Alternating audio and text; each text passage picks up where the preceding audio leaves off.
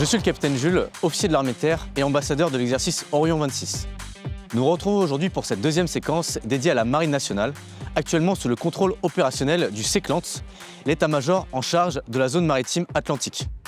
Ce volet se déroule du 15 au 20 février et a un objectif clair, conquérir et confirmer la supériorité aéromaritime avant d'effectuer un débarquement terrestre. Nous embarquons aujourd'hui à bord de la frégate multimission de défense aérienne du groupe aéronaval. Elle est en charge d'escorter le porte-avions Charles de Gaulle.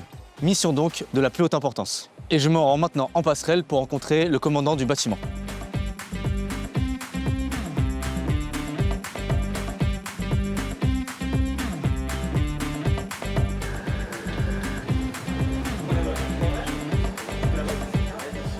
Commandant, est-ce que vous pourriez nous expliquer quelles sont les missions d'une FREMDA et en quoi elle se différencie d'une FREM classique?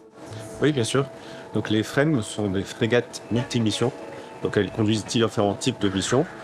Des missions contre les bateaux, des missions anti-navires, des missions contre les sous-marins, donc avec leur sonar et leurs torpilles, et également des missions contre les avions, des missions anti-aériennes. Et donc là, aujourd'hui, durant l'exercice Orion, vous êtes au sein du groupe aéronaval. Et quel est votre fonctionnement avec le commandement du groupe aéronaval? Je suis un des escorteurs qui est placé sous les ordres de l'amiral qui commande le groupe aéronaval.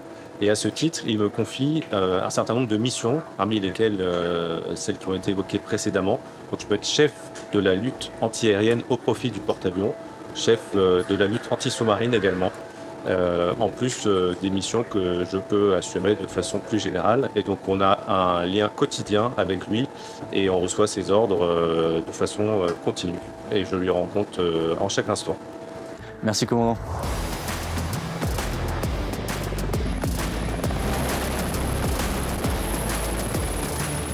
On se trouve actuellement sur le pont d'envol avec derrière nous le fameux Caïman Marine et je suis avec le lieutenant vaisseau Théo, le pilote du Caïman. Capitaine, est-ce que vous pouvez nous expliquer le lien entre la lutte anti-sous-marine et le Caïman Marine?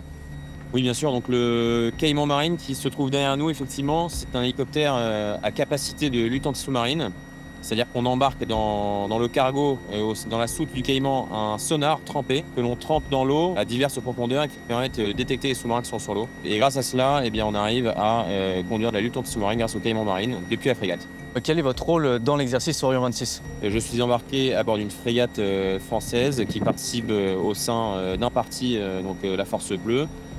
Nous sommes d'alerte si la frégate a besoin de nous faire décoller pour nous employer, soit pour aller relocaliser un bâtiment de la force ennemie, soit pour aller éclairer l'avant du bateau, c'est-à-dire qu'on peut voler plus loin et plus vite pour voir ce qui se passe devant la frégate.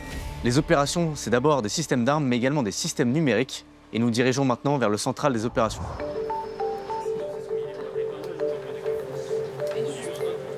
Bonjour, je suis le lieutenant de vaisseau Guillaume. Moi, je suis le chef du service SIC du bateau, donc toute la partie transmission. Et puis, vous êtes ici au central opération. C'est l'endroit où on mène toutes les opérations du bateau. Et spécifiquement, quand je suis de quart ici, je suis officier de quart opération. D'accord. Et donc là, spécifiquement, quel est votre rôle pendant l'exercice Orion 26? Et bien, dans l'exercice Orion 26, je coordonne tout l'emploi de nos armes, de nos senseurs et puis de nos moyens aériens, donc typiquement notre hélicoptère. Et moi, mon travail, c'est de cheffer tout le central opération là-dessus. À bord de ce bateau, vous avez des nouveaux équipements. On a entendu parler du Data Hub embarqué. Est-ce que vous pouvez nous en parler un peu plus? Quand on pense à un système numérique moderne, on a besoin d'une grande base de données. Et donc ça, je l'ai à bord, dans laquelle je peux agréger tout ce que je sens. Et puis aussi ce que me disent les centres de renseignement à terre, et puis également ce que me disent les autres bateaux.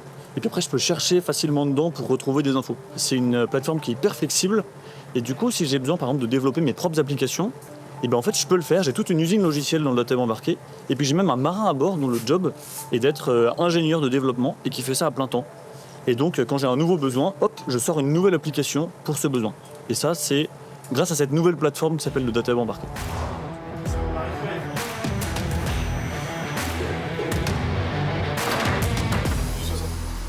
On se trouve actuellement sous la tourelle de 76 mm du bateau et on va retrouver le lieutenant de vaisseau Guillaume, l'artilleur du navire. Bonjour capitaine. Bonjour capitaine. Est-ce que vous pouvez nous expliquer un peu quel type d'armement vous possédez ici à bord? Alors à bord, on va retrouver le 76 mm qui va nous servir en anti-aérien notamment, et puis également en anti-navire et contre-terre. Et quel est le rôle de l'artilleur dans la gestion des menaces aériennes? Alors notre rôle, déjà en conduite, c'est de pouvoir la détruire si jamais on nous le demande. Et donc c'est un travail de long terme parce qu'avant d'avoir un opérateur qui appuie sur le bouton ou la détente, il y a bien sûr tout l'entretien du matériel à faire, qui est un travail de longue haleine, et ainsi que leur entraînement. Merci capitaine. Je vous en prie.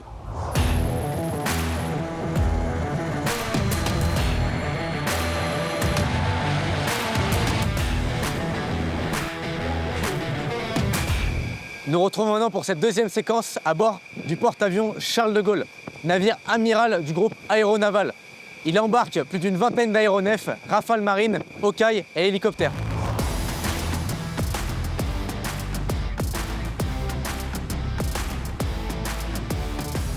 Donc on est actuellement en présence de l'amiral commandant le groupe aéronaval. Amiral, est-ce que vous pouvez nous expliquer déjà où nous situons dans le porte-avions ? Alors on est au centre de permanence de l'état-major du groupe aéronaval. Donc c'est d'ici qu'on commande la force, c'est-à-dire tous les bateaux qui entourent le porte-avions Charles de Gaulle et le porte-avions Charles de Gaulle. Amiral, est-ce que vous pouvez nous expliquer le rôle du groupe aéronaval dans l'exercice Orion 26 ? Le groupe aéronaval est là pour assurer et contribuer à la supériorité aéromaritime et aérienne pendant l'exercice Orion. C'est-à-dire qu'avec ces avions qu'il va à la fois faire voler en mer et à la fois projeter vers la Terre, il va assurer la domination de l'espace aérien pour pouvoir développer la manœuvre ultérieure qui est le débarquement des troupes et puis la progression des troupes sur le pays adverse. Et donc dans l'exercice, comment vous vous intégrez dans la manœuvre interalliée et interarmée ? D'ici, on est connecté avec nos systèmes de communication par satellite, on est connecté à tous les états-majors, qu'ils soient de l'armée de terre, de l'armée de l'air, nationaux ou internationaux de l'OTAN. Donc on est pleinement intégré et interopérable, ça veut dire qu'à tout moment en mer, quand je croise une unité de l'OTAN, je suis capable de travailler et de combattre avec elle immédiatement. Et donc vous interagissez aussi avec les forces terrestres et aériennes ? Oui, effectivement. Les états-majors de l'armée de l'air qui conduisent la campagne aérienne sont interconnectés avec nous. Ils nous font des commandes pour avoir des vols en appui de leur opération et de leur manœuvre. Merci beaucoup, Amiral.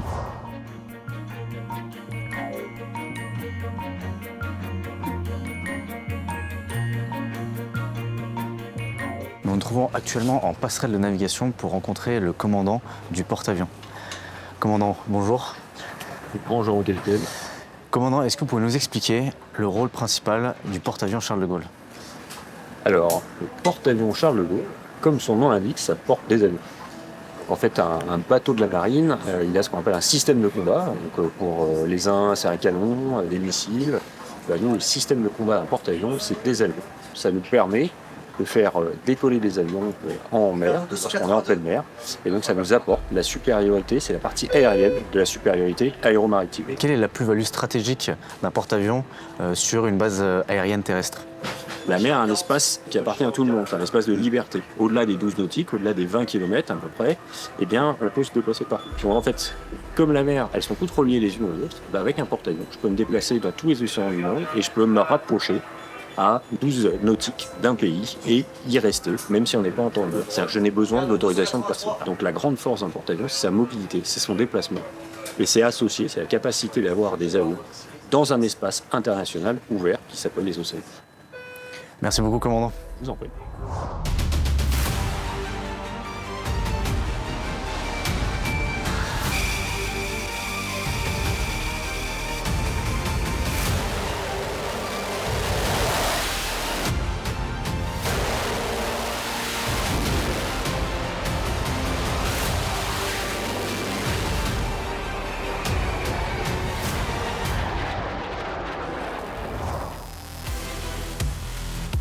Cette séquence vient conclure notre volet dédié à la Marine nationale.